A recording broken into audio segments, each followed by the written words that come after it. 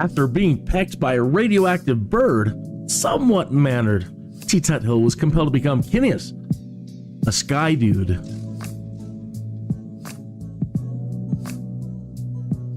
I'm that darn radioactive bird. Good morning, afternoon, or evening, wherever you might be in time and space. We'll be getting going here in just a few minutes. 4 minutes, please. Okay, I think everything is set up right. But, it's a Monday. And you know how Mondays go. So, who knows? The strangest things happen when you're a live streamer, don't they? All of a sudden, the mic's not working, and I didn't change anything. The mic just decided to quit. This isn't working. That's not working. I had the chat working for one day, to where the chat was displaying in the live stream on screen. It was all nice and was working all perfect, and all of a sudden the next day, nothing. How was your weekend? Did you have a good time with your mother? I hope so. We had a great time. So, yeah. Dun, dun, dun, dun, dun, dun. And, checking out SimCity Societies and SimCity 2013, or SimCity 5, in the late afternoons and evenings. Those are turning out to be very interesting. SimCity 5 2013 is so hard. There is nothing easy about that at all. I suppose if you're a SimCity guru, yeah, maybe. But I am not.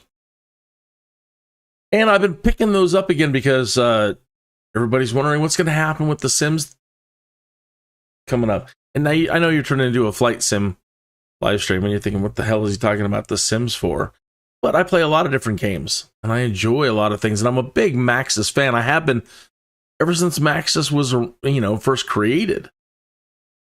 And now we don't have SimCity. And that's the whole point of playing all that, is to raise awareness for all these young simmers today that have no idea that all the things that they're asking for today, they're like, we want this and we want that and we want this and we want that.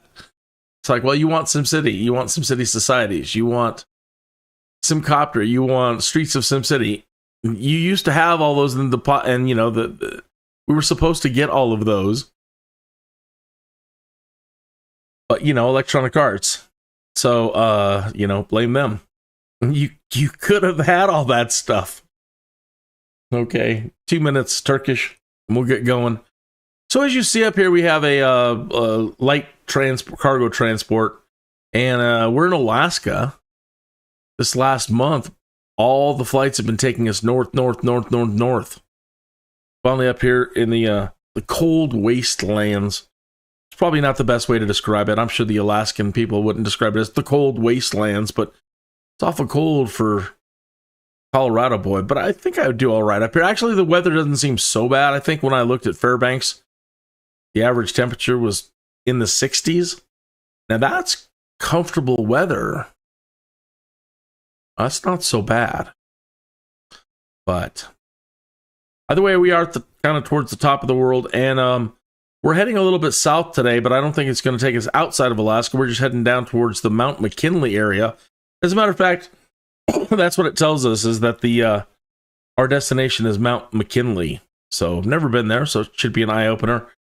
I do have Bushtalk Radio all set up in case we stroll across any areas that are set up for audio tours. So one of those might kick off.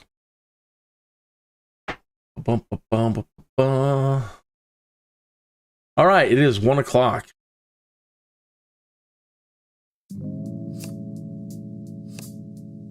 After being pecked by a radioactive bird, somewhat mannered, T.Tuthill was compelled to become Kinneas, a Skydude.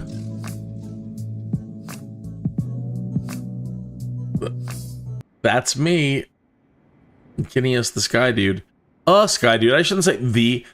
Everybody's like, well, it's awful presumptive of you. The Skydude. I don't know if anybody out there is calling themselves Skydude. But I know that, there's a lot of people out there that are like simulation enthusiasts, right? So we're all kind of sky dudes. All right, and this is my journey.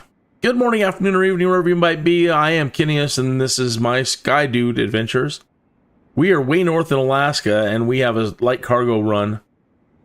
So got to be very gentle with it today. 76 miles, should be about an hour and a half or so.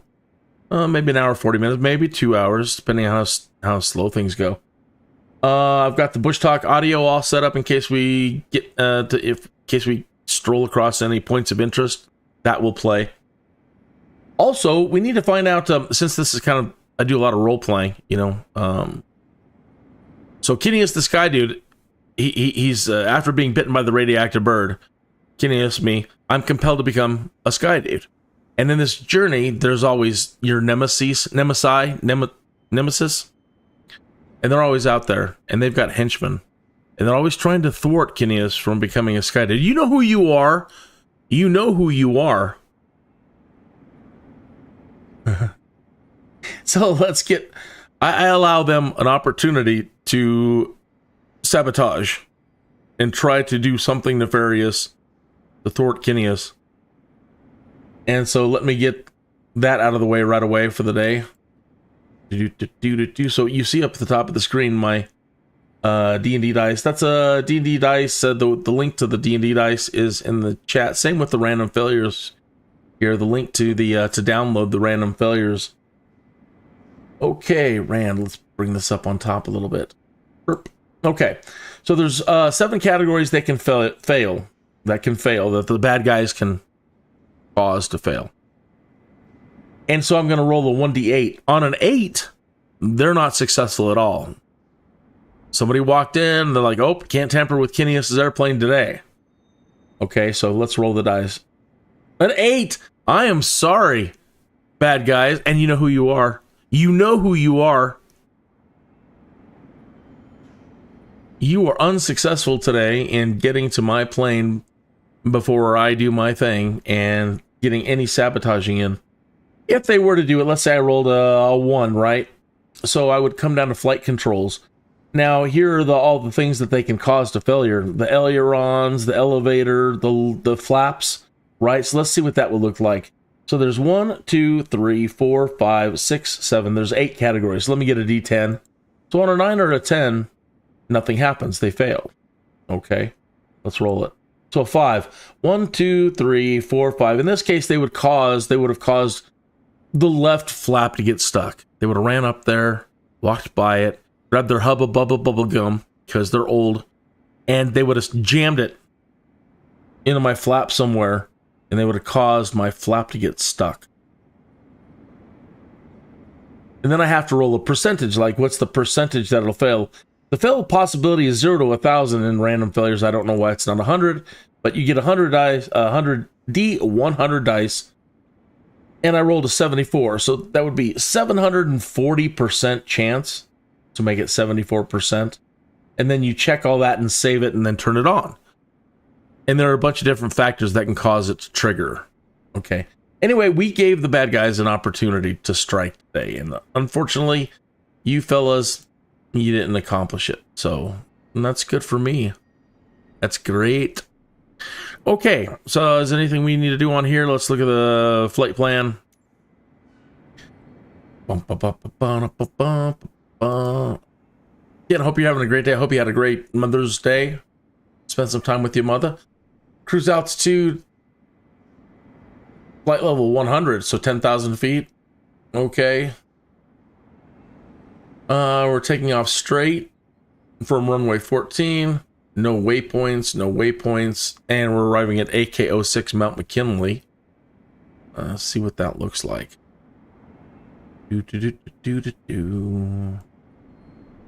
So climb and then straight. No waypoints. So heading southwest today. Then we hit here and we do our turns. They want us to come and do a teardrop. Then we come in. Then we come back to TRDP1. Turn to base, turn to final. Okay, pretty straightforward. All right, I have been really banging up the cargo lately, so I got to be really careful today. We're in a Cessna 172, as you see. Friday's flying was nice. We were all the way at the other side of the world.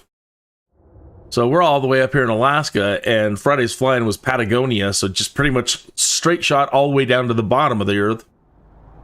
That was a lovely flight. A lot of beautiful terrain down there.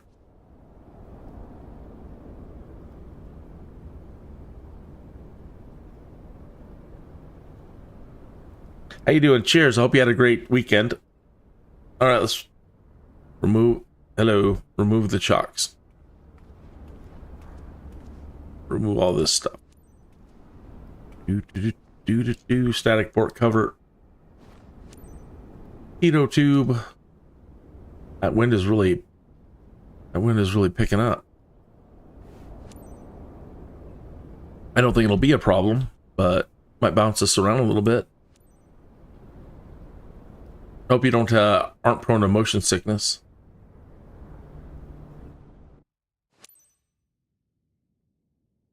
All right, again, it's cargo run. We should be able to see all of our cargo back there. Yep. Just load it in there.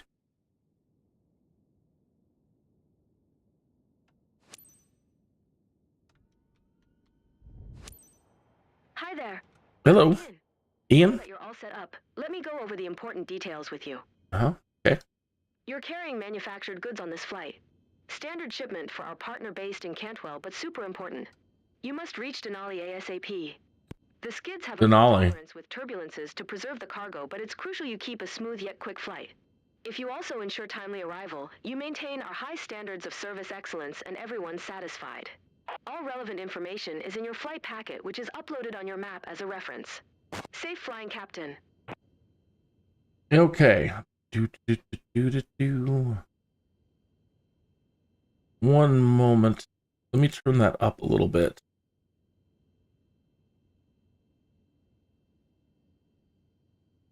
Limiter.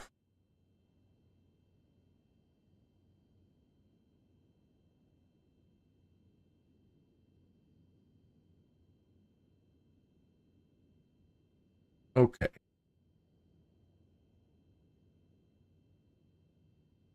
Just so you can hear this simulator better. If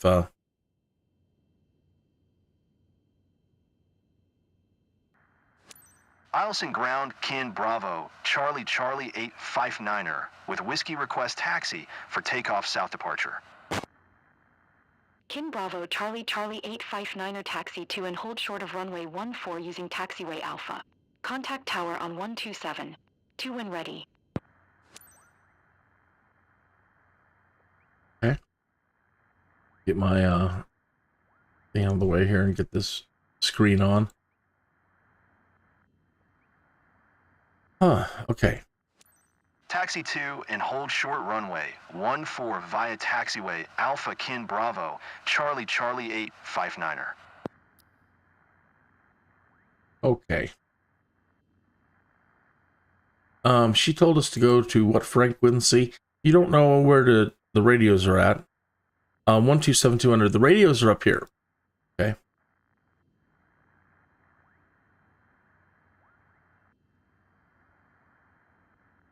So she says when we're ready, contact them on 127,200. So you spin this knob here. There's 127. The little knob does the other numbers. And we need to bring this to 200.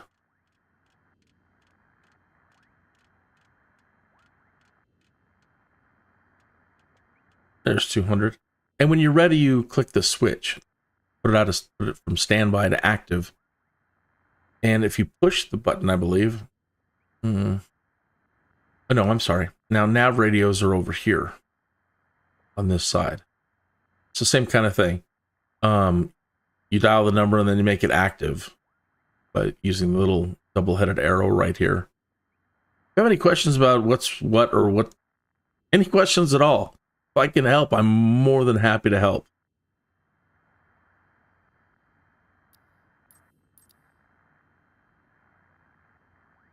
Let's take a look around. If you want to know, like, for example, also, again, I don't normally do everything like tutorials. I don't do everything by the checklists and tutorials on these particular live streams.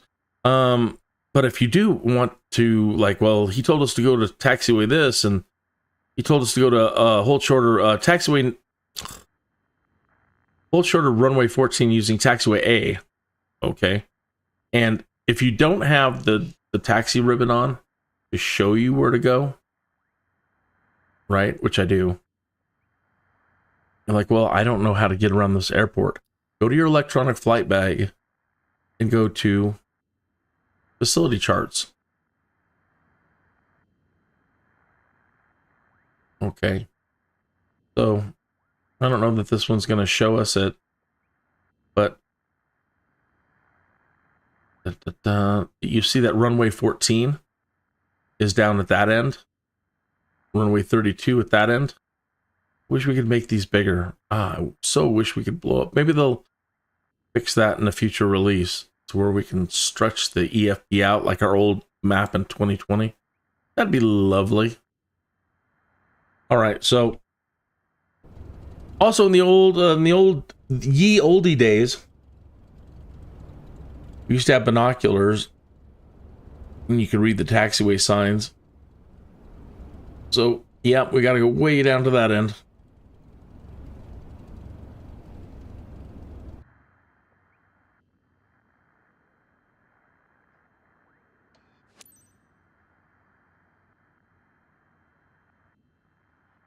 Ba-da-dum-ba-ba.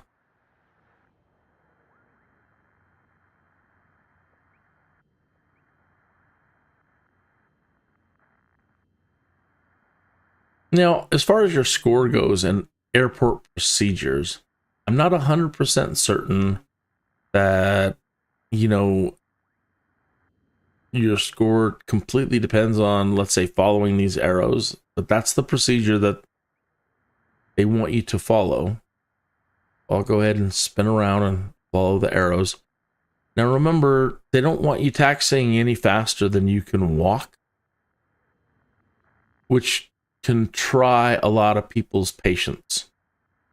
But that's just the safety of it all. I mean, you're running around with a giant Ginsu blade on the front, or worse. And so, they want you to take it easy when you're moving around. And I swear the rules have relaxed recently. In the latest flights that I've taken, commercial flights anyway.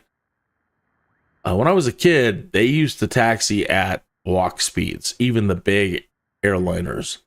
It was always like, oh my God, are we ever going to get out of here? Or are we ever going to get to the parking? In the past, it always was. And now they just zip. They zip right off the runway and they just keep going until they're at the parking. And I'm kind of blown away at how fast they maneuver around on the ground these days. But they will, in the simulator here, they will penalize you and you'll get a reduced score for taxiing too fast. So, in 2020, we had an AI that can take over, and hopefully they'll bring the AI back. I don't know, they'll bring it back for career mode, but this is the best reason to have the AI co-pilot is to let them handle the taxi for you, especially if it's at a big runway, a big airport. Bunch of different runways, cross this, cross that, go here, turn here. It's so wonderful to be able to just kick back and go over. Man, we're gonna get a speeding ticket. It's great to let them handle it. One, you won't get a speeding ticket, and you can do other things. Check your route, talk to your friends, go over your flight plan, all that good stuff.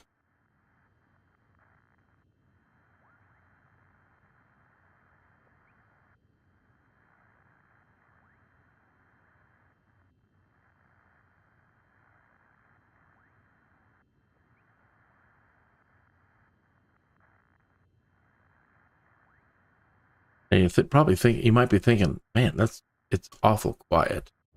Normally, I keep all the engine noises and all the sound down because one, I'm talking, and two, usually Bushtalk audio kicks in, and that can be the engines, you know, it can drown it out. And when you're outside of the plane, I do a lot of external shots. It's just so loud, so incredibly loud.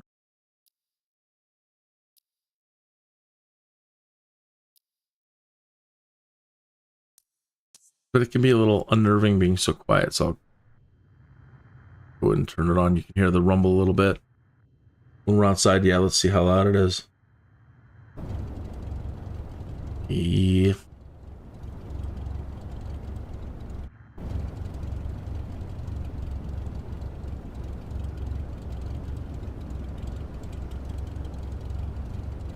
I wonder if the wind's helping us out today. Because normally, if just in idle, she just sits there. Could be a little bit of a grade to the taxi. Either way, she's just booking along. Normally, it's kind of a fight to keep her moving.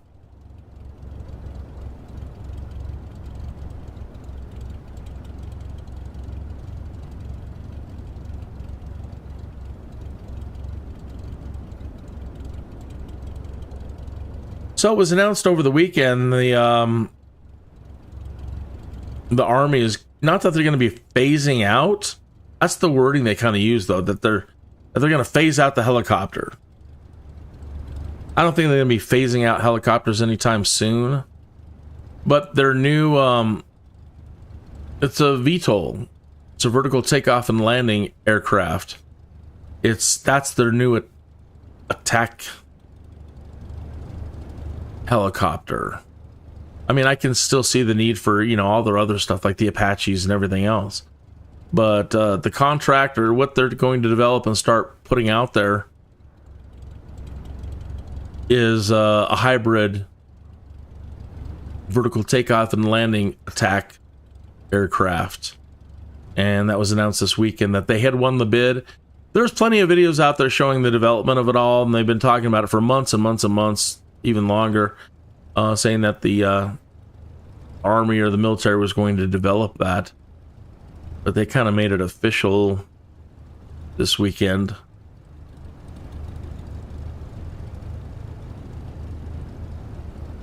Well, I've been saying all along that the vertical takeoff and landing aircraft are going to be, that's the future. That's where we're going.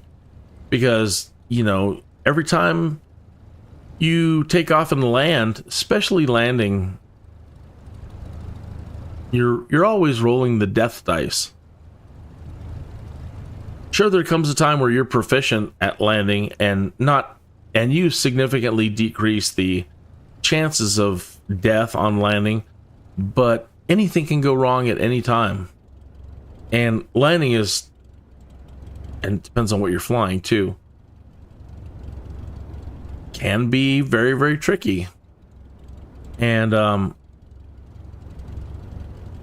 so I think they're going to start phasing out most modern aircraft for vertical takeoff and landing systems. Okay, so we did set up the radio frequency.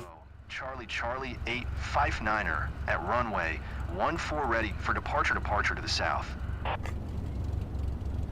Kin Bravo Charlie 859er altimeter 29er. 62 south departure approved. Cleared for takeoff runway 14. Cleared for takeoff runway 14 Kin Bravo Charlie 859er. Actually have an air traffic control at this place.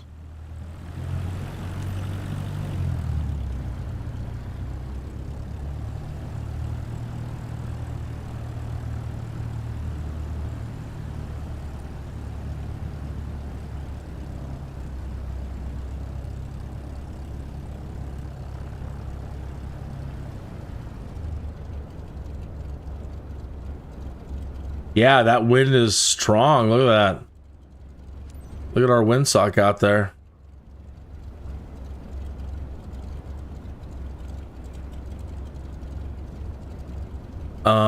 So that might be a crosswind the whole way then. see. Yeah, probably. I want to go into the cockpit and make sure that my autopilot is set up.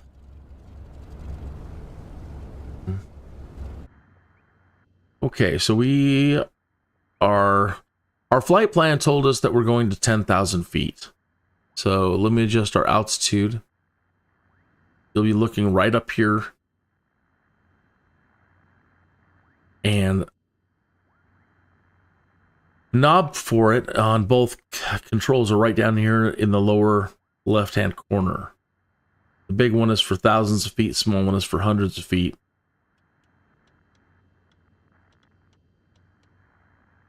It's 10,000 feet. Drop the one off of it. I'm going to set now your autopilot controls on both panels are here and here. I'm going to set this to flight level change so it knows that we're going to want to initiate a flight level change.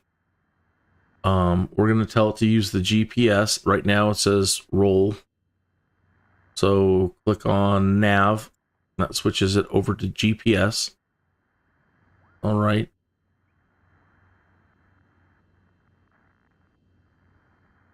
Let me look at the flight plan.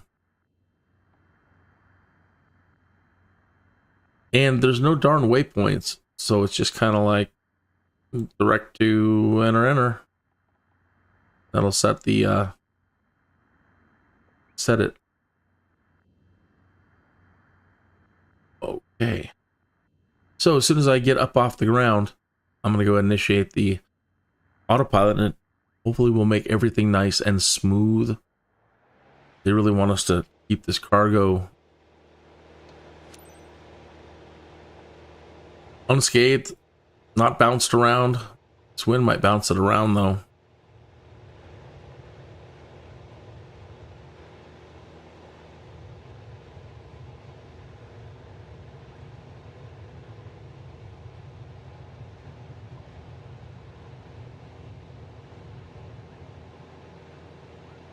Oh, easy, easy, easy, easy.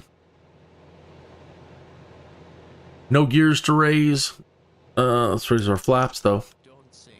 Oh, easy. Let me hit the autopilot. Well, come on. A little trim in. The nose up. And engaging the autopilot.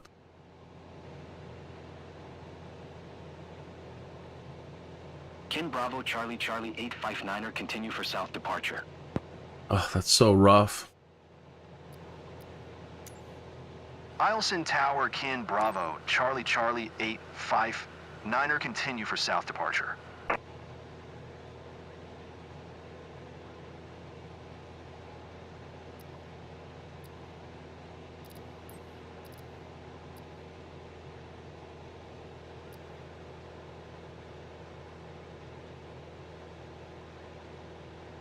I don't know why our only options are request touch and go and request full stop landing. That's not good.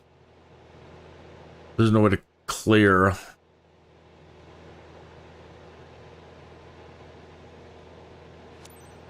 Stall. Stall. Oh, you're kidding me. Come on. Behave. Stall. She's being too aggressive maybe in the climb. Stall. Stall. So let's turn off flight level change. Stall. Stall. Stall. Stall. Stall. Stall. Stall. Oh, you poor baby. Stall. Stall. Okay. Stall. Stall. Stall. Yeah, she's climbing at 1,000 feet. I don't know why she wants to climb so aggressively. So we're already going to get banged for Stall. probably bouncing the cargo around.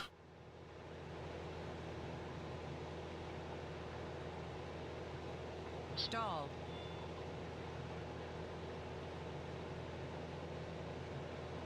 So yeah, I don't know why it's so aggressive and you can't set tolerances Kin Bravo to it. Charlie 859er, leaving my airspace frequency. Other than doing this by setting it to vertical speed instead of flight level change.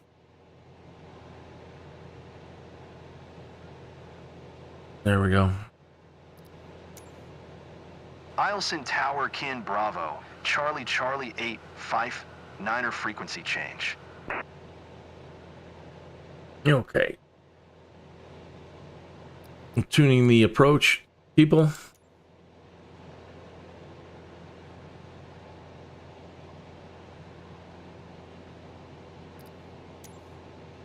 Fairbanks approach, Kin Bravo, Charlie 859er, is type Cessna Skyhawk, 4 miles southwest of Eielson, 3,200 feet. Request flight following. Kin Bravo, Charlie 859er, Fairbanks approach. Squawk tree 713. 3713. Squawk tree 713, Kin Bravo, Charlie 859er. All right, so the squawk code, the code that they just gave us, it's a transponder code. So like a bird, you're up there going squawk, squawk, but in this case you're going 3713, 3713, squawk, 3713. So on the radar, they know who you are. Right? If you don't respond and you don't do any of that, they could think that you're an enemy combatant. In the worst case scenario, they could shoot you out of the sky.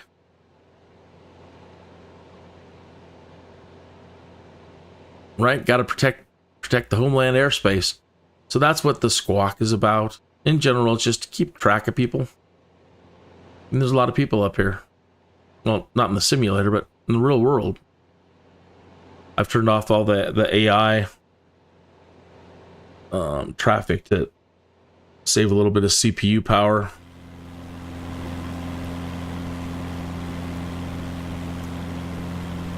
Yeah, that wind is something else.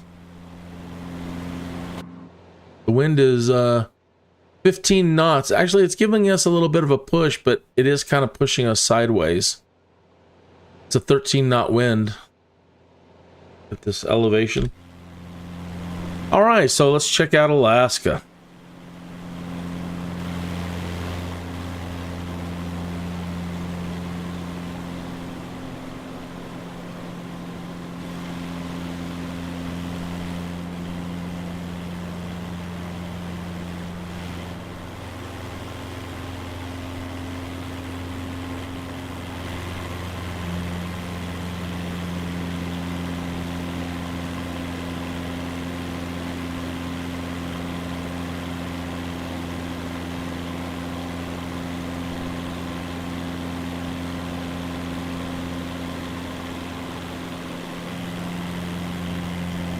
So should be live weather.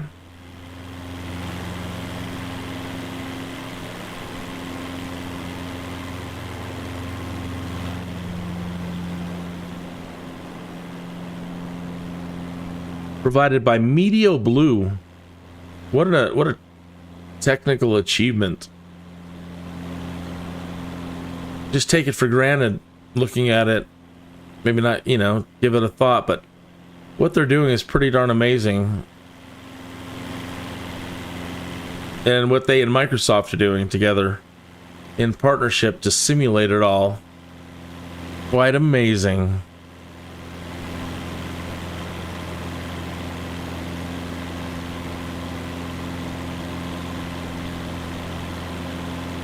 Oh, our poor little airplane's getting bounced around.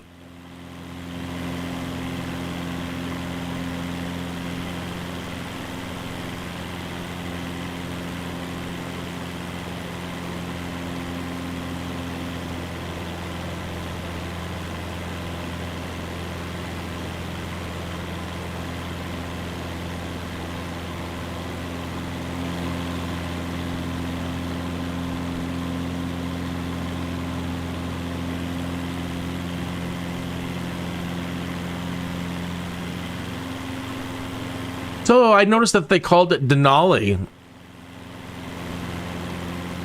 And that's what its original name is, I believe, Mount Denali. But at some point in time, the United States changed it to McKinley.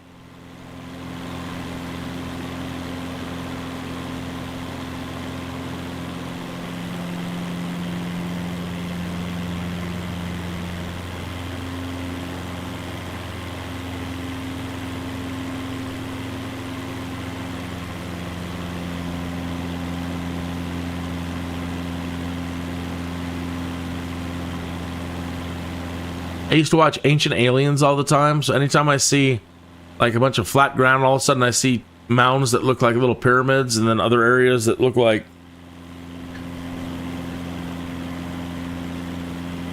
build up on otherwise flat terrain. I'm always thinking, there's a pyramid underneath that. There's complexes underneath that. We're always finding amazing stuff under the ground, and they keep finding more and more stuff that keep pushes the timeline back on humans existing on this planet. Some of the latest stuff this month or this year that they found around Göbekli, right? Is that the way you pronounce it? Göbekli Tepe? So everybody's really impressed with that, and they're kind of upset because they're like, what do you mean there's not going to be any more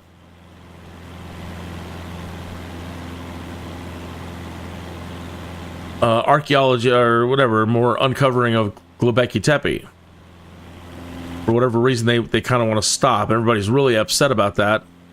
But I guess they're now finding more structures that are larger than Göbekli Tepe in the same area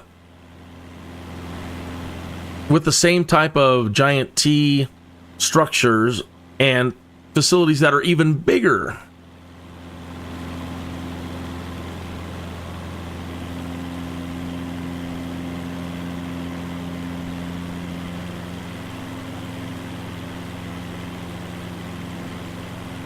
Every time they find something now, it's like, oh. So yeah, the carbon dating on things stuffed into the walls pushes the timeline back even further again. And then there's the whole question of, well, how advanced were we before cataclysm struck? There's always that question.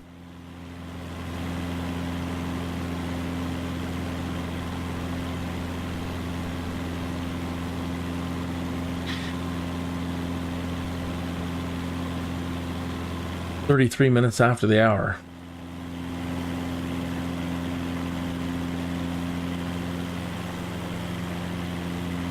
We haven't had any Bushtalk audio plays. I doubt there's going to be much up here, but I don't know. What do I know? I don't. So until I go look, try to find us. So we're headed this way. Fort Wainwright is pretty much underneath us, so that's probably it right there.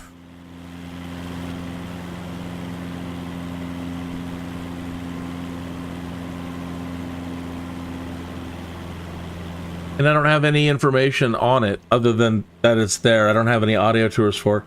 But there is one coming up ahead, as you see, for this. What is this? Gold King Creek Airport. That's funny. They get an audio tour, but the military base doesn't.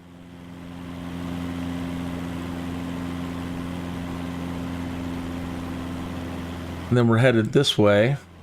There's Mount McKinley, so we'll get one here. Sugarloaf Mountain, Alaska.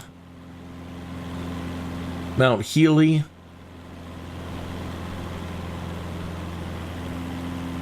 Mount McKinley National Park headquarters.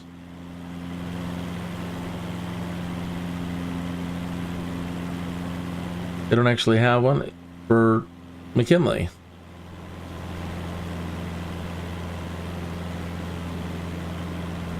Magic bus. Into the Wild bus. Interesting.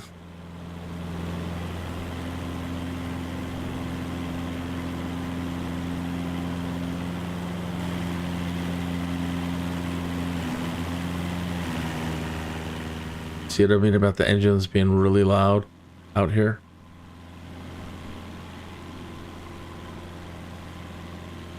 I want to find out what this magic bus is. We're not going to be anywhere near it, but somebody chose to make one about that, so let's find out about it. Christopher J. McCandless was an American wanderer who died near Denali National Park after hiking alone into the Alaskan wilderness with little food or equipment. Author John Krakauer wrote a book about his life, Into the Wild, in 1996, which was adapted into a 2007 film directed by Sean Penn, Into the Wild, with Emil Hirsch as McCandless. Until recently, the iconic green and white-roofed 1940s-era International Harvester sat parked in a woodsy clearing beside a riverbank, mouldering in a remote patch of Alaskan outback like the result of a severely wrong turn. There it sat for nearly 60 years, the most unlikely retired public transportation vehicle in the last frontier state to attract a single stray passenger, let alone find literary and movie fame, a residual stream of worldwide visitors, dedicated Facebook groups and bona fide monument status.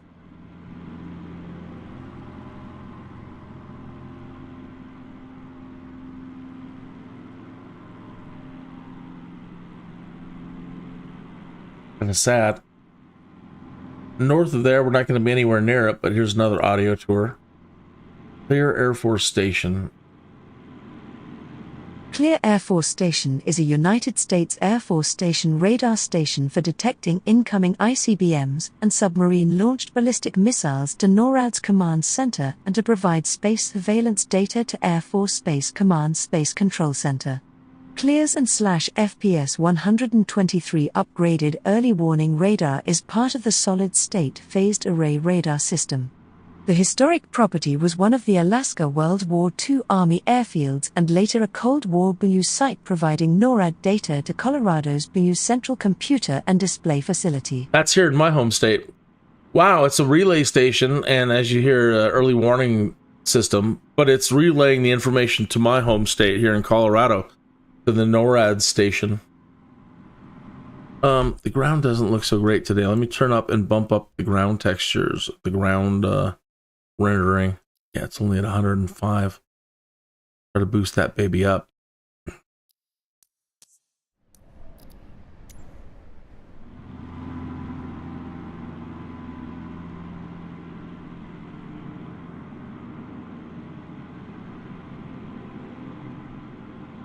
It's like a dead river. Could still be active, but it looks dried.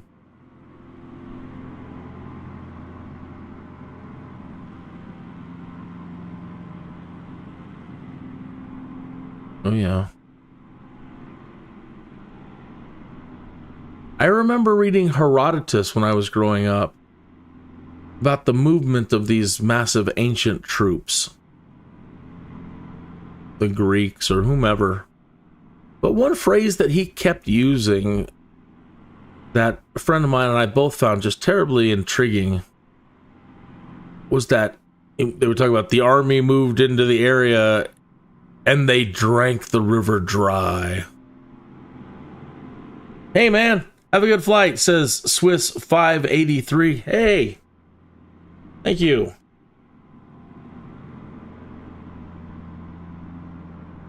Oh, I'm typoed. Thank you. Quite windy. Yeah. We're being bounced around by gusts. They're not as bad as they could be, but we're definitely being bounced around, and I'm doing a cargo run, and that's gonna probably, there's nothing I can do about it, you know, when you have wind like that. But thank you very much for letting have a good flight. I hope you have a good flight too if you're flying. I don't know if let me make sure I'm following you, subscribe to you.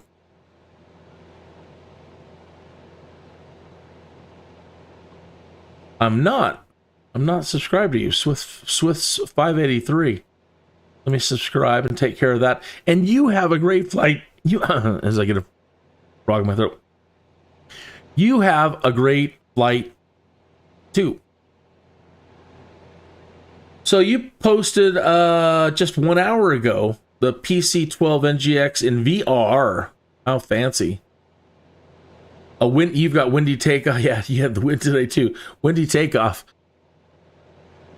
You've got one coming up. Volo In VR, the perfect machine, the Diamond DA50.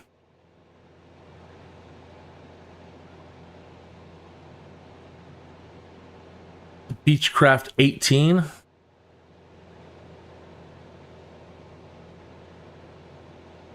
AnyBuild's A350 in VR. VR's got to be nice, man.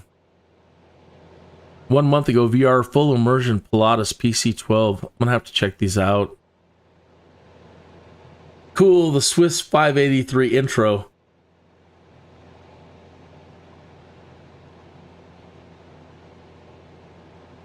I should be able to... Let me pull up another window. See if I can play your intro. I hope you don't mind. I'm kind of taking advantage here, but... window capture. Gold King Creek Airport ICAO, PAN, FAA LID. AK-7 is a public-use airport.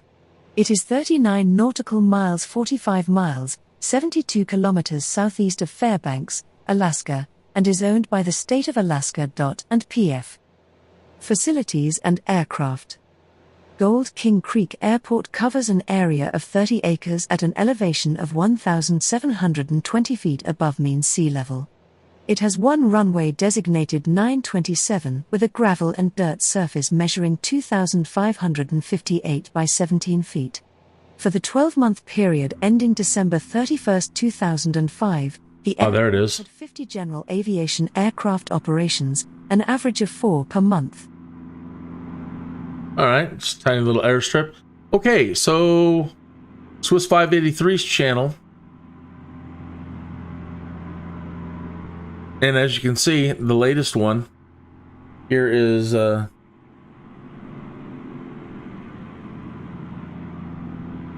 just 1 hour ago. But I noticed at the bottom there's an intro for 2025. So I hope you don't mind that I play it.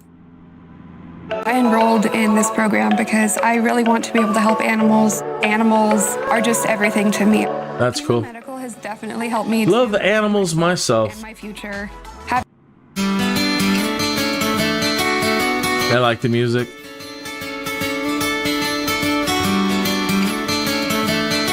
Gorgeous video. Great drone camera capture. Beautiful. Oh, I like that.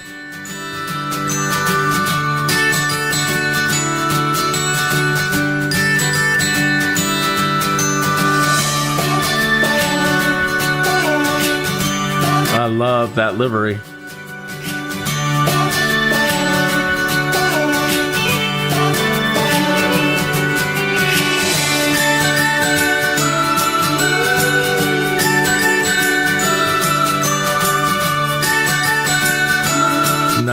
Nice cuts.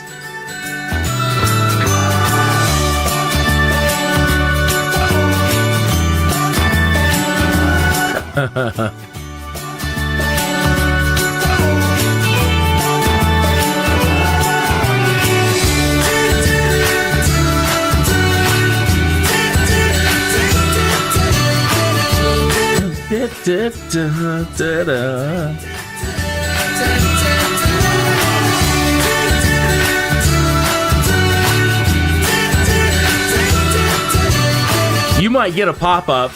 You might get a notification.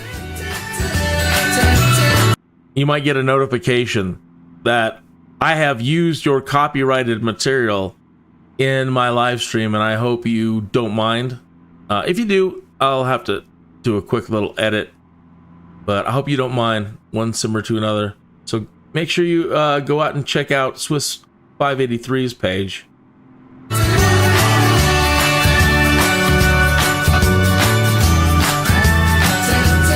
Man, that place is super detailed, down to the posters.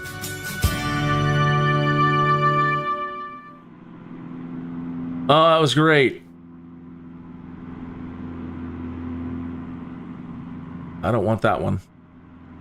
I want... I like that music a lot. And great shots. I mean, that was good editing. Everything about it was great.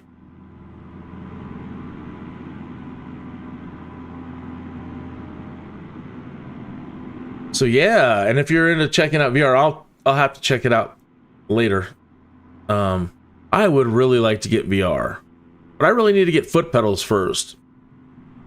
Everybody's always asking me, man, you well, first they tell me, man, you spend so much time in the simulator.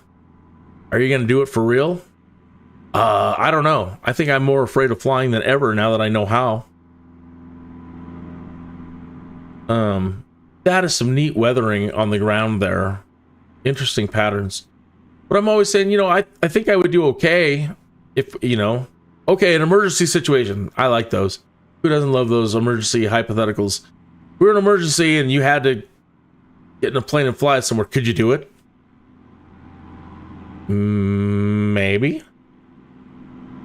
But I don't have the foot muscle memory. I don't use foot pedals yet, and I definitely need to. Sure, cockpit stuff, GPS, IFR, VFR, yeah, all that. But that's the only area that I'm truly deficient in. I could say, well, I don't know. I don't know if my feet are up to it right at the moment. So hopefully this year I'll be able to. I just need a new joystick in general, a new setup, a new rig, and get foot pedals, because what's the point of even going out there if I don't know how to make my feet work properly? Look at the way that water has cut the channel right through that thing. Same with here, it just cuts its way through. I wonder how much of this used to be glacial.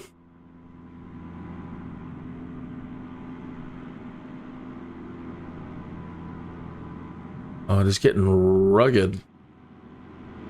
Yeah, this is one of those places that, yeah, you don't want to have an aircraft malfunction.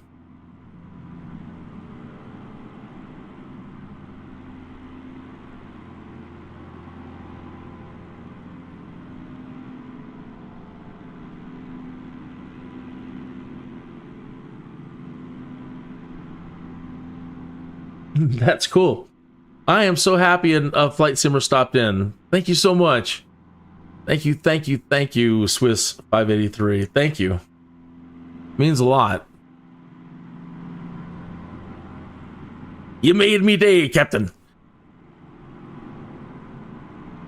Put a big smile on my face, Captain.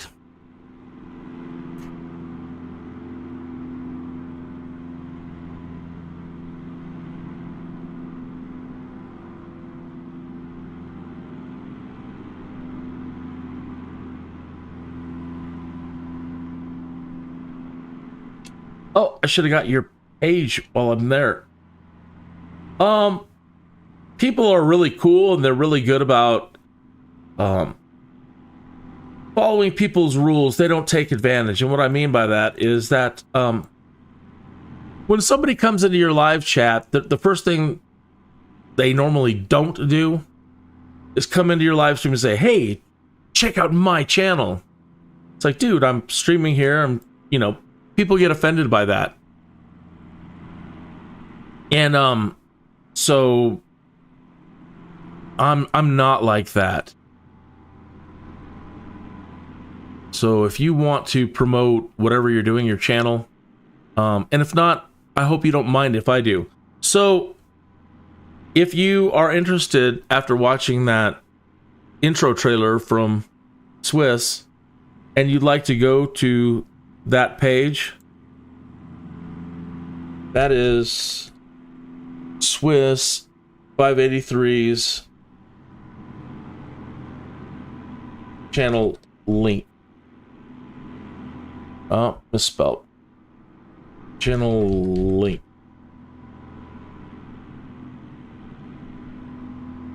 If interested.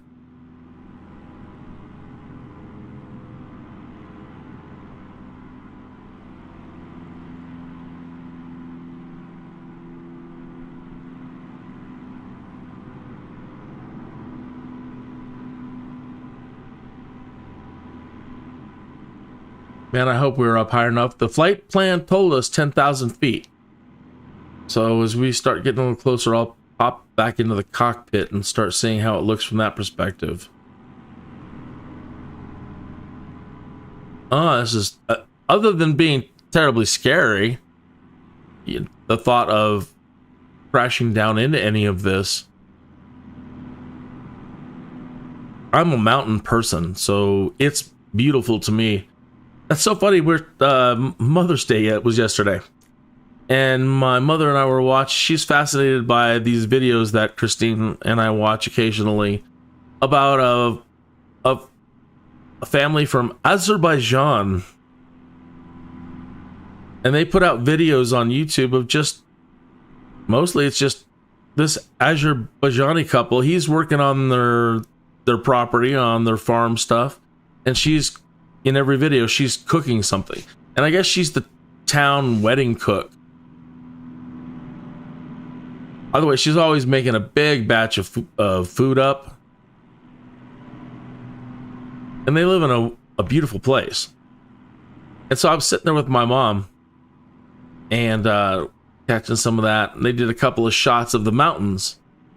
A new set of mountains, actually, not the area that they're from. They actually shot a different angle today, and we got a view of some really beautiful mountains way off in the distance. And right away, my mom and I are both like, look at those.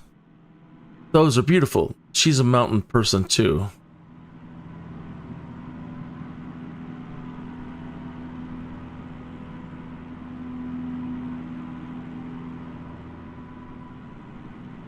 Ooh, it's getting dark and menacing and scary and saying you don't want to fly in here. But we have to. The job.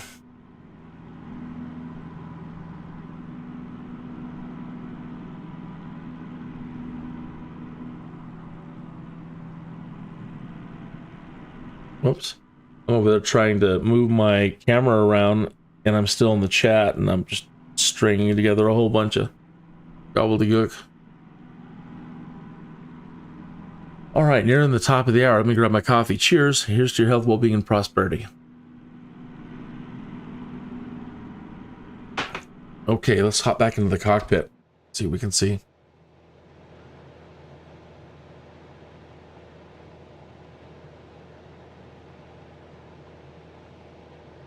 We're still only at 8,800 feet. We haven't fully made a climb to 10, so, and our speed is still kind of low.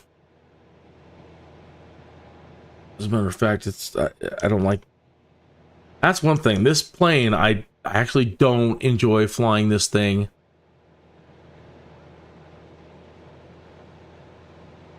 At high altitudes, up into the mountain. Let me adjust my mixture so we can get a little bit better fire.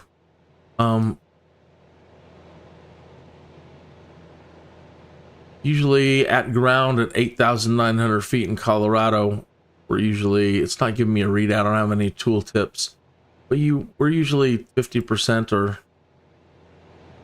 almost 50% on the mixture, which is lovely. Flying in Colorado, you can save a lot of fuel, and especially if you're not in a hurry. If you are not in a hurry and you're learning to fly, and I really recommend an exercise in trying to keep your mixture right where you need it, so you can try to extend your flying time. How much time can you buy by messing with your mixture and flying conservatively or slowly? So when I first started doing this, prior to being bitten by the radioactive bird and becoming Skydude, if you don't know what I'm talking about, I created an origin story for this live stream series. Prior to this, there was no series. It was just me as Kinneas making videos of me learning stuff, or here's a training video for this. I learned this. Let me make a training video to show that I have learned the content. And then when NEOFLY came out, I wanted to do the career thing, and I knew 2024 was going to be heading towards career. So created the Skydude live stream. So tried to make it kind of like superhero origin story. So this is my, oh no, this is my little intro origin story. After being pecked by a radioactive bird, somewhat mannered, T.Tuthill was compelled to become Kinneas, a Skydude. Found some lovely AI-generated art for that. AI, man, what a trip.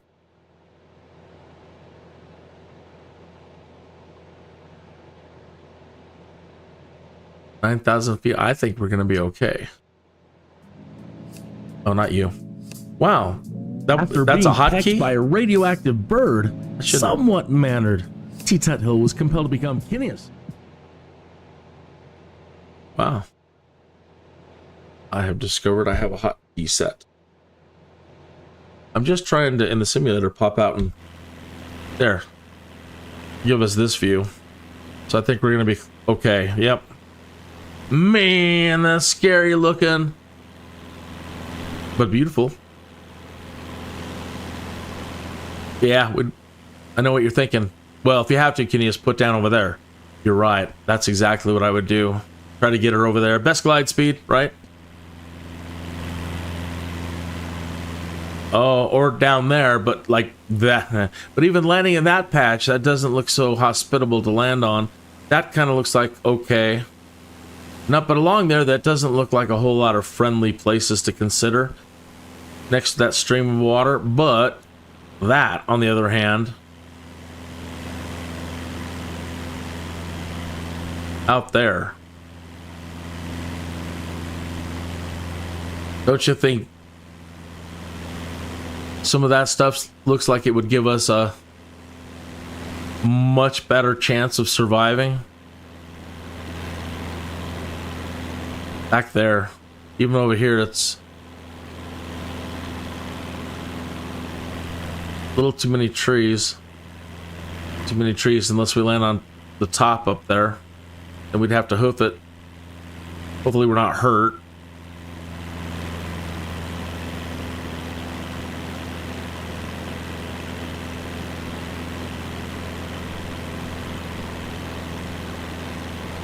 So for situations like these,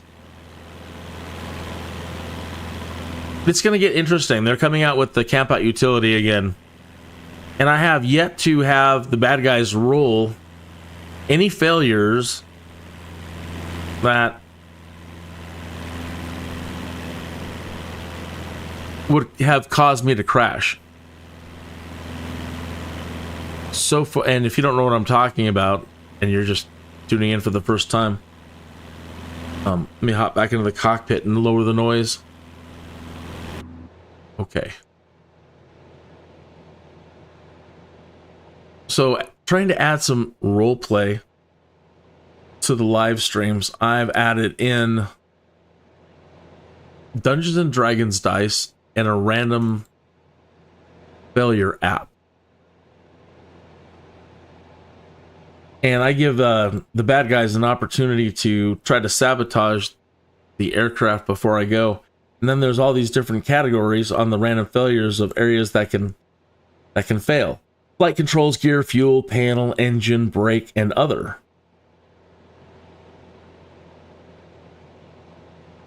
And then they have the possibility. So I roll for the possibility of failure. And then enable it and save it. And then you turn it on.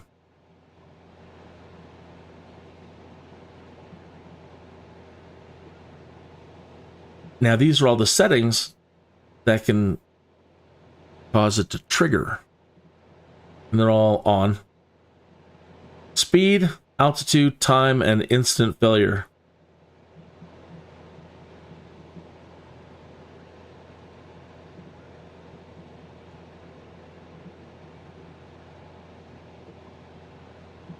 And then if anything's active, you can monitor what's failing, show failures. These folks haven't, this works, this is from 2020. So far, I don't know that they've released one for 2024, but it still works. There aren't a lot of animations set in the simulator for it yet. For example, like smoke in the cockpit. It's not available yet. That is one thing I did enjoy about X-Plane. I think it was X-Plane. is you could toggle failures and you'd get animations with it. And smoke in the cockpit definitely worked. But like engine fires, you might have one toggled and you might be having an engine fire. You just won't see it in 2024 yet. Oh, this weather's bad. We don't have de-icing on the 172, folks. Luckily, we're only 7 miles away. Let's see what the EFB says as far as, and on the elevation, it looks like we can come down, but I don't know the area at all.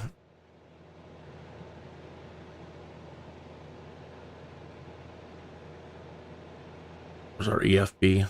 Oh, over here.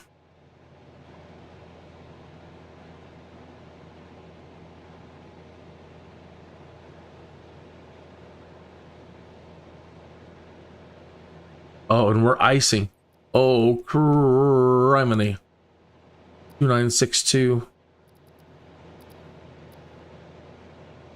Where's my communications? Why can't I talk to them?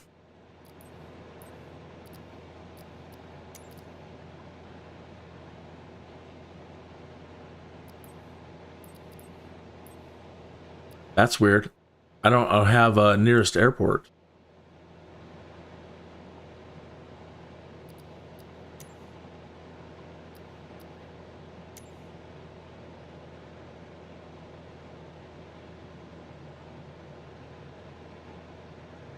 Oh no, we're gonna fall out of the sky, folks. Look at this. We're icing. What does the EFB say about terrain?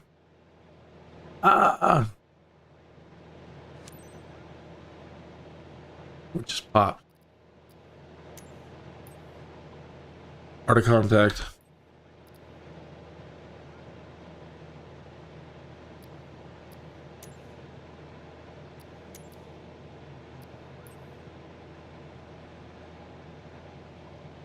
Okay, now this is a bug. One, I can't pull it down here, contact him this way. I'm not getting any options to contact and use my communication. The mission steps are telling me press R to contact arrival airport and announce position, right? Press R. It's not responding. It works always around approach. This fails. So even tapping 1 or 2 or 3, which would be the response keys in communication, it's not working. All right. Let me turn the autopilot off. And looking at our terrain in here,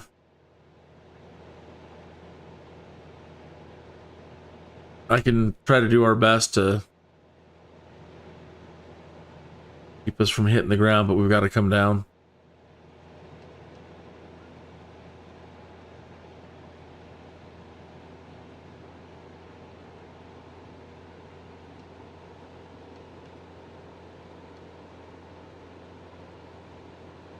I can't tell my altimeter speed. Look at, we're frozen. I think the pitot tube might be. We had to turn on pitot heat. I think our pitot tube is frozen. Not getting any speed indicator. There we go. It's kind of unfreezing because I should be going way faster than 97 knots on that descent. Look at our altimeter reading is right, but our airspeed indicator is not. Try pushing forward. See now. Nope, it's still frozen.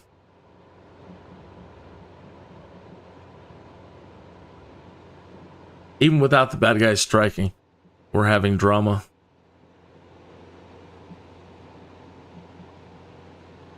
Hi, Flying Adventures of Kinneas, this guy, dude. Let's get back on a GPS course.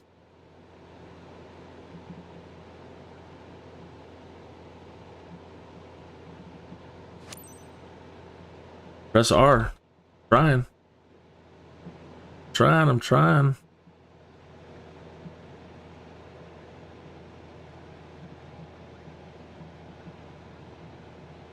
Follow the traffic pattern. All right.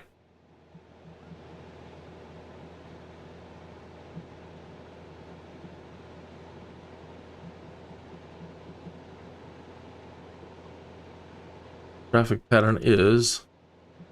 I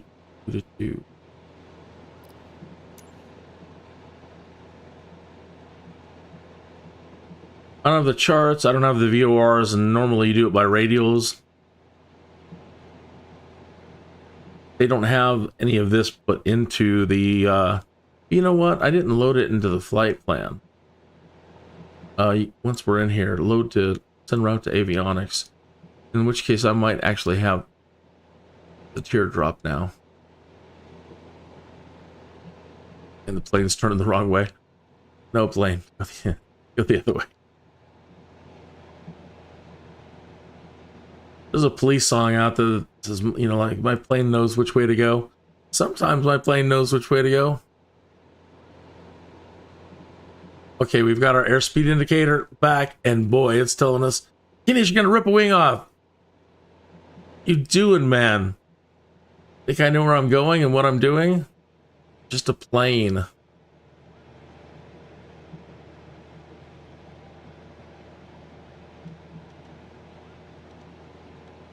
We still don't have waypoints. That's all right.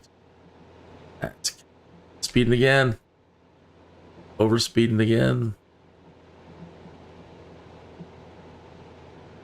Most of our ice looks off though. Melted. That's good.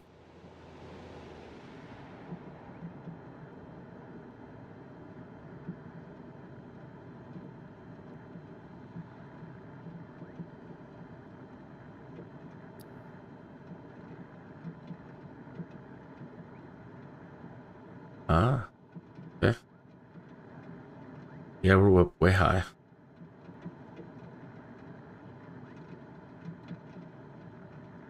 All right, little Skyhawk, let's just start taking her down.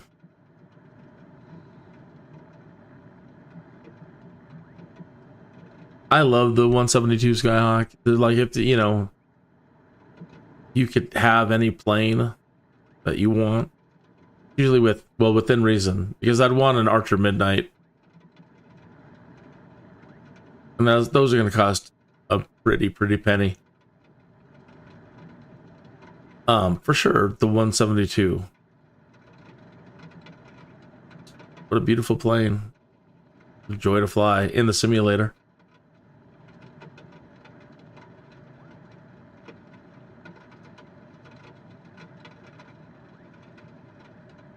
I think having one that's a little bit more reinforced, like the 152, it can handle some aerobatics. I would want that just for emergencies, you know, just for it to be sturdier. And I don't really want to be out there doing any aerobatics, you know. But as far as practicing stall recoveries, and in a situation like that, where the pitot tube froze up, and I'm making a turn, and I need to come down. I can see my altitude really coming down, but I can't see my airspeed. So finally, when it unfroze the pitot tube, and we could see how fast I was going, I was in danger of ripping the darn wings off. So having the reinforcement, or whatever it is that the 152 has to make her suitable for aerobatics. That's a lovely gorge down there.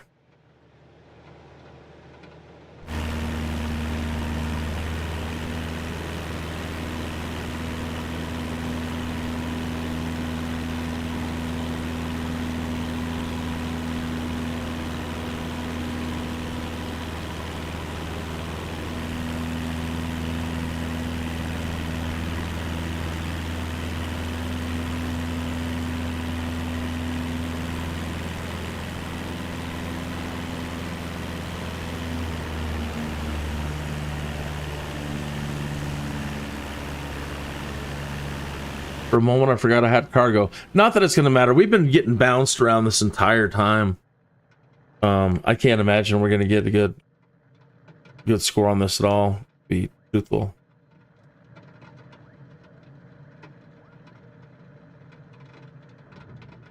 Now I'm trying to bleed off a little bit of speed. Doing a stall. Yeah, we're not stalling. We're all right.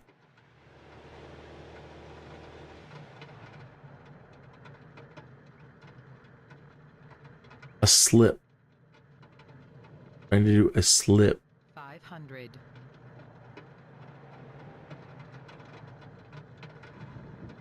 To make the plane slow down.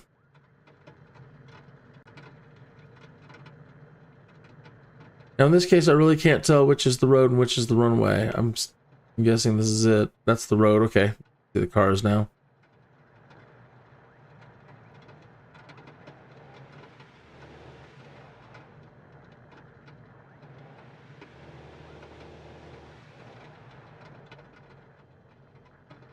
Stall.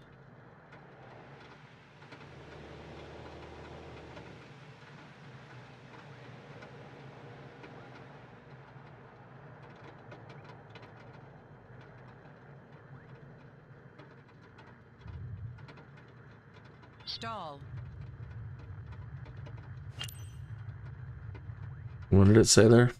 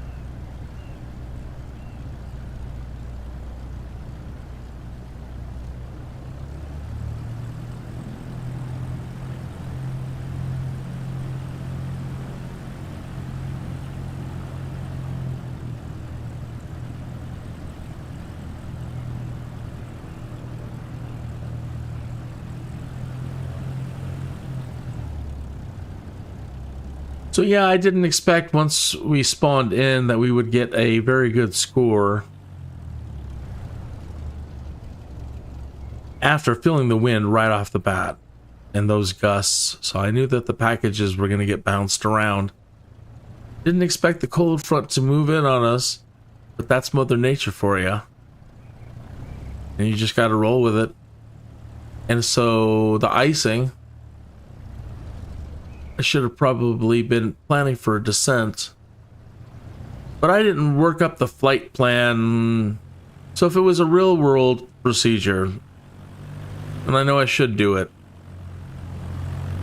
but looking at all the charts and knowing your altitudes and plotting your altitudes for every step of the way. So in the simulator, if you're just trying to get into it, there's a lot of lazy shortcuts, right? Press R, press this, press that, fly there. Okay. And so,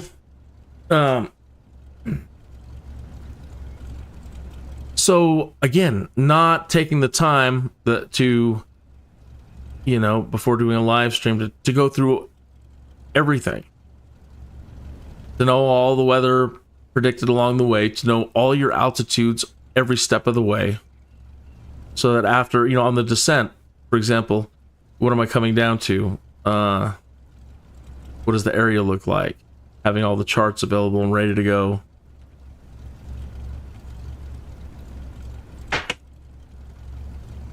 So I guess what I'm trying to say is it makes for a better live stream when you're stupid. When you're the dummy. He didn't look at the charts. He didn't look at anything. Now he's in deep trouble. Oh, he's going to crash. He's going to lose it. Dummy. Come on, now I can't. See, now here, I can't press R to announce taxi to parking. I'm going to try to click it here.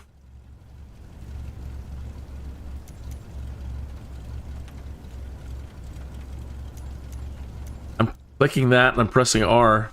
I'm not getting anything. All right, so now I don't know what other option there is. And when you click this thing here, we're here. Let's see if we got any indication of where to park.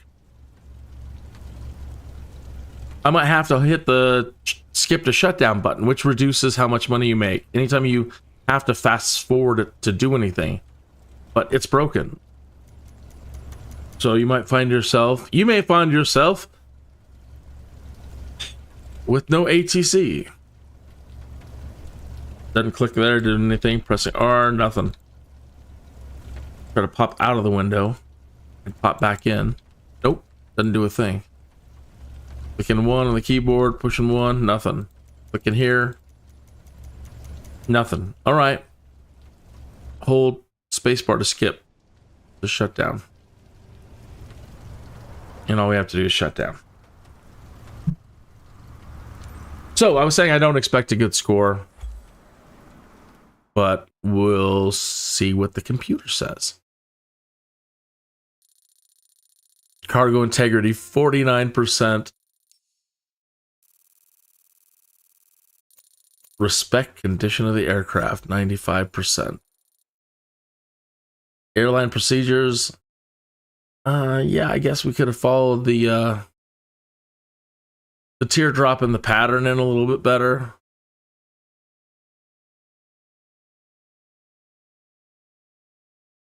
And yeah, again, I knew that we were going to get bounced around and off a lot, and then me coming down, and and then the emergency speeds that we were pulling. Yeah. But they still gave us an A. Wonder if they'll take reputation, though. It's like, can we take his reputation even though we gave him an A? Don't know. We have to give him some? I can hear them yelling now. Can't believe we have to give him reputation.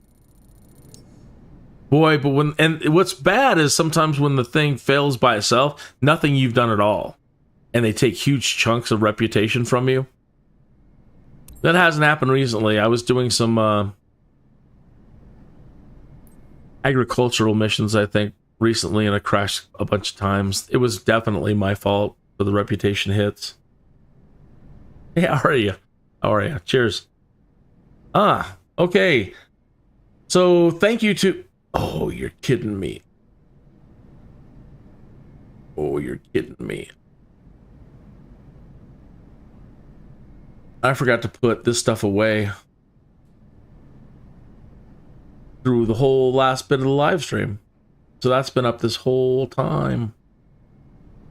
Well, I feel like I robbed you badly of the experience, and I'm terribly sorry. I was paying so much attention to what was going wrong that I failed to look over at OBS and realize that I still had the dice up and the random failure app up. Ugh, that's a Monday.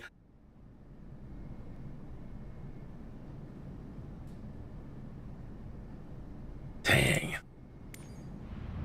Let's see if we unlocked anything here. We're still in... Yeah, we unlocked a couple of cargo runs here.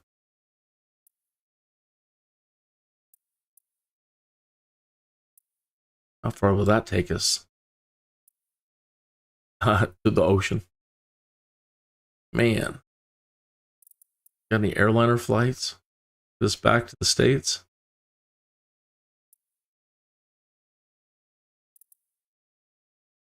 I knew it. Everything is conspiring to get us to Russia. Look at that. 2 hours 30 minutes. The PAEI.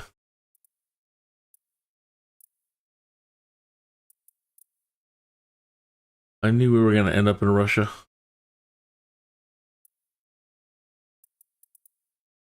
Oh, there's another one. Oh, that's just the helicopter.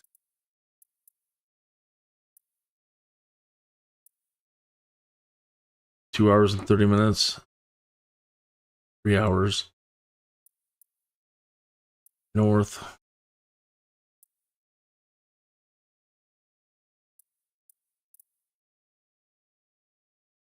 That one would get us back. 7 hours and 30 minutes. And where are you taking us to, son? CYYC. That's that. Can't zoom out enough. Let me find out where CYYC is.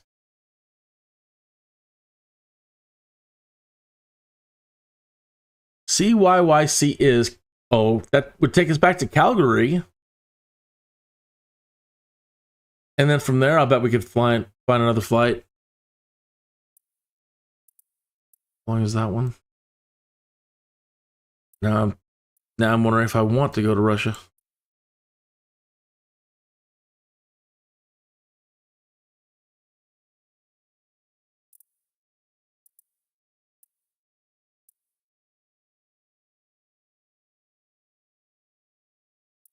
I think it's changing for the time of day or the missions, because now I'm not seeing that one.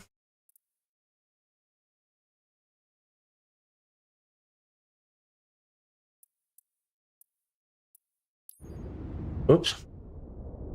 That one goes to Anchorage.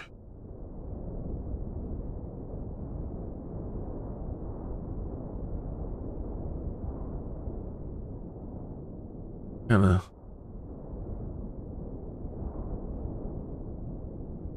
Zigzaggy.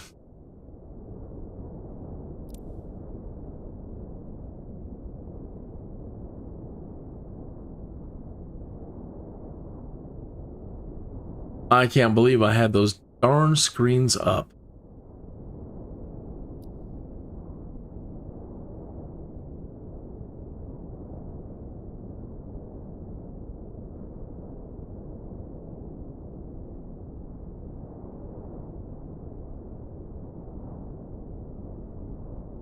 There's got to, hopefully in a future release of OBS, you can set more settings on each thing, especially to make it go away.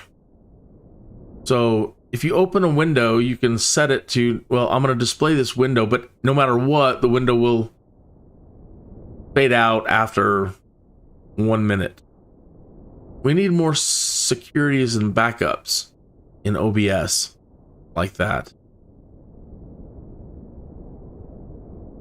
I mean, I could use other scenes and it will do an automatic scene switcher, but sometimes the automatic scene switcher doesn't.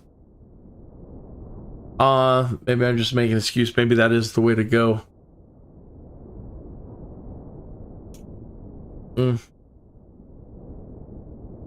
Let's try it.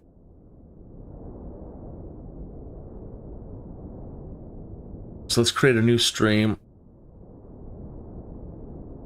Oh, maybe we should just duplicate this one. Duplicate.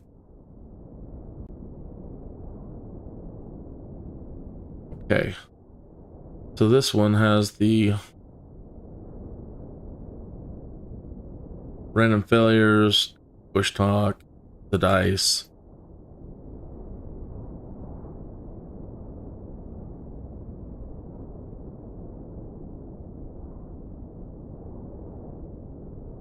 Okay, now go to tools, go to automatic scene switcher.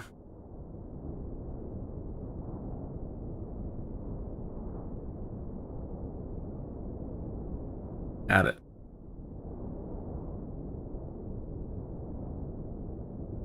Check active window title every ... Start.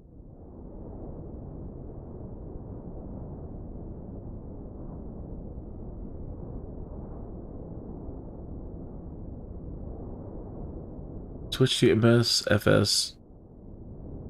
Scene switchers active.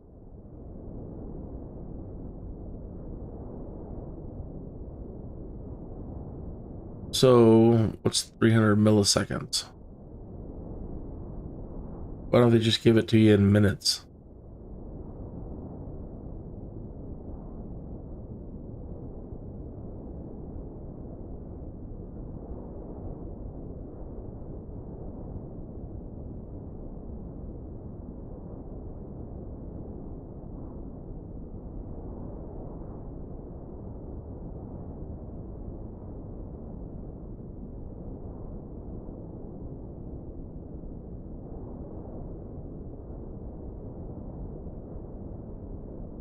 Hmm.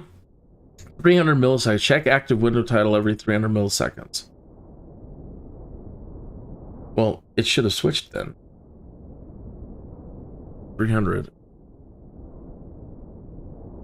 That's 0.05 minutes.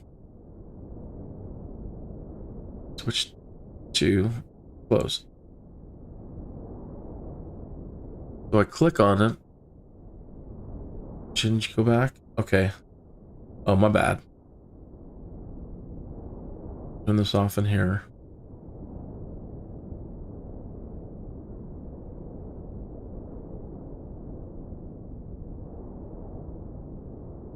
And random failures.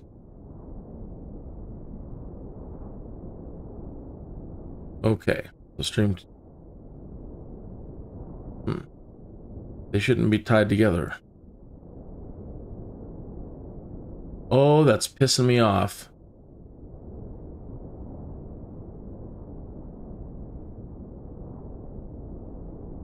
Huh. In scene 1, it's toggling it on. The duplicate is toggling it on.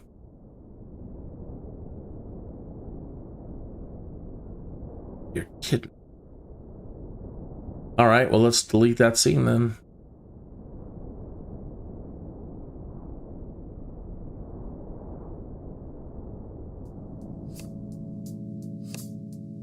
After being pecked by a radioactive bird, somewhat mannered, T.Tuthill was compelled to become Kinneas, a Skydude. All right, so I'm trying to create another scene here and not duplicate the MSFS scene.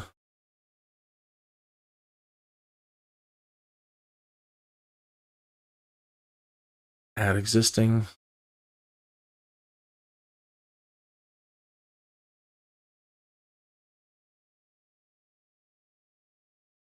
Okay.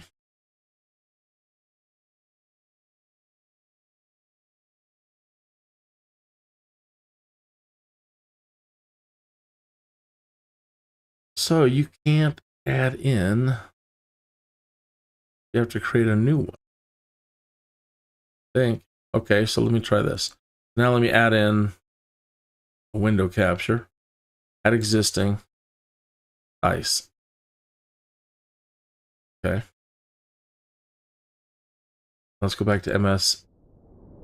Scene 1. Good, it's not there. 2. Nice.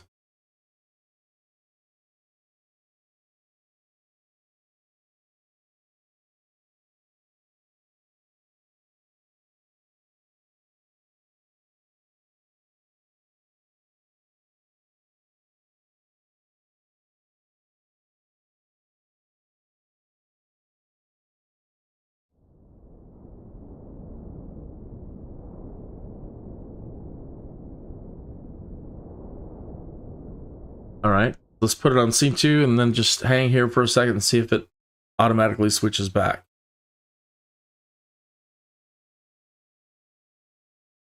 I should have had this mastered years ago, but it always seems to not work right for me, and I was just like, well, I'll do it the other way.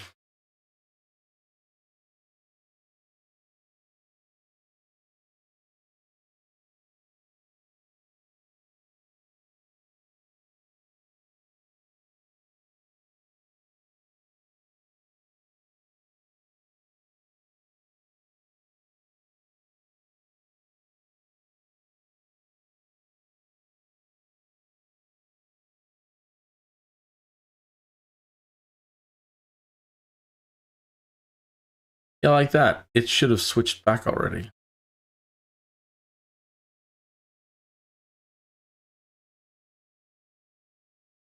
I'll give it another minute.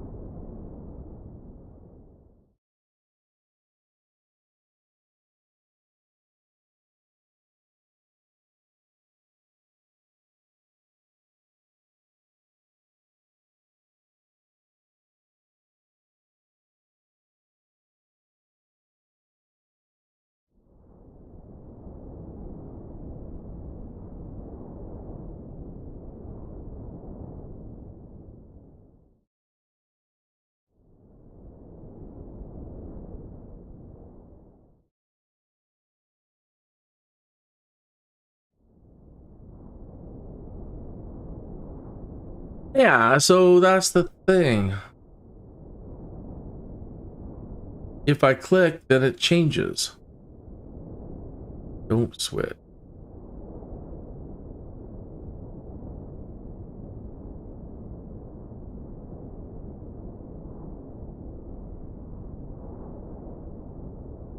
Okay, switch to scene 2. Mess around in Bushtalk. You can see me messing around in Bushtalk.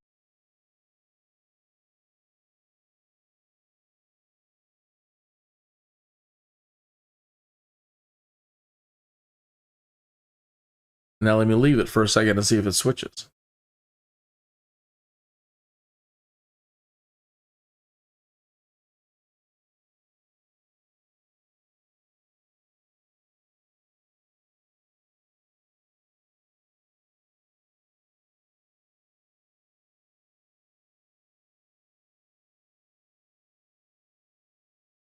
Yeah, see, I don't fully understand it. If I click back to the main window, will it switch back? Yeah, it does that. That's just telling it when I switch over to this one, and I'm clicking in those windows, that it won't change. Okay. Window capture. The random failures.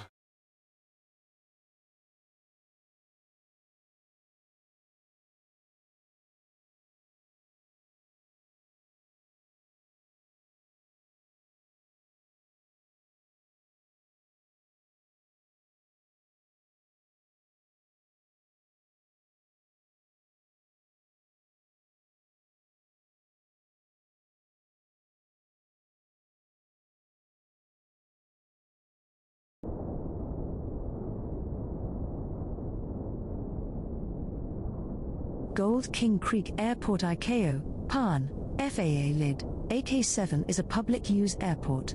It is 39 nautical miles, oh, that works. 5 miles, 72 kilometers southeast of Fairbanks, Alaska, and is owned by the state of Alaska. And PF. Facilities and aircraft. Gold King Creek Airport covers an area of 30 acres at an elevation of 1,720 feet above mean sea level. It has one runway designated 927 with a gravel and dirt surface measuring 2,558 by 17 feet. For the 12-month period ending December 31, 2005, The airport had 50 general aviation aircraft operations, an average of 4 per month.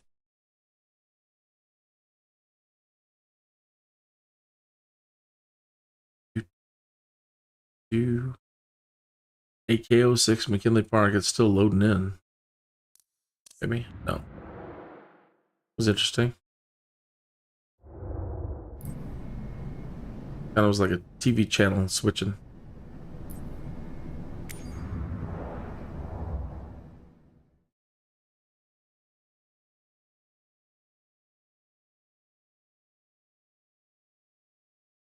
What's going on, sir? It's messing up.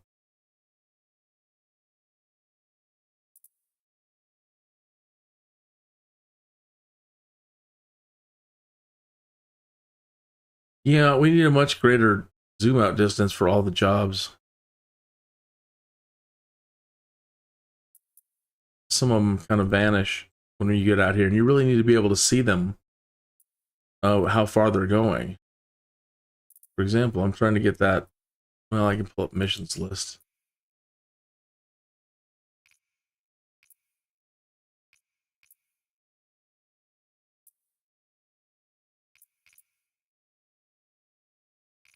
Air freight. Bulk cargo. Weather's not too good right now. I don't think I want to do VFR.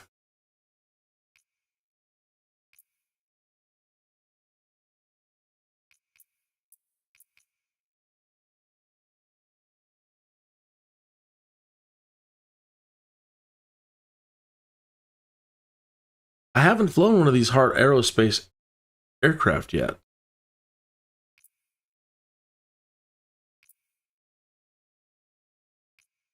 Oh, now we're jobs down there. No.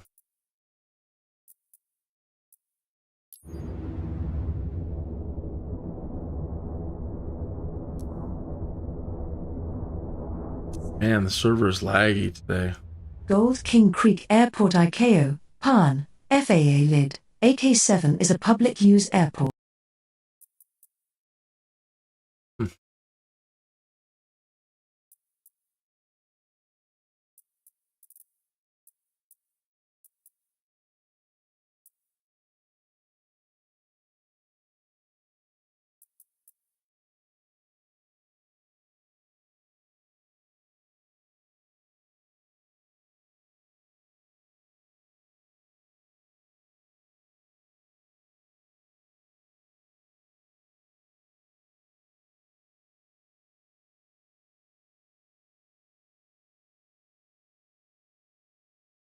Well, we'll see if that one is available tomorrow, and then we'll learn how to fly this Heart Aerospace ES-30.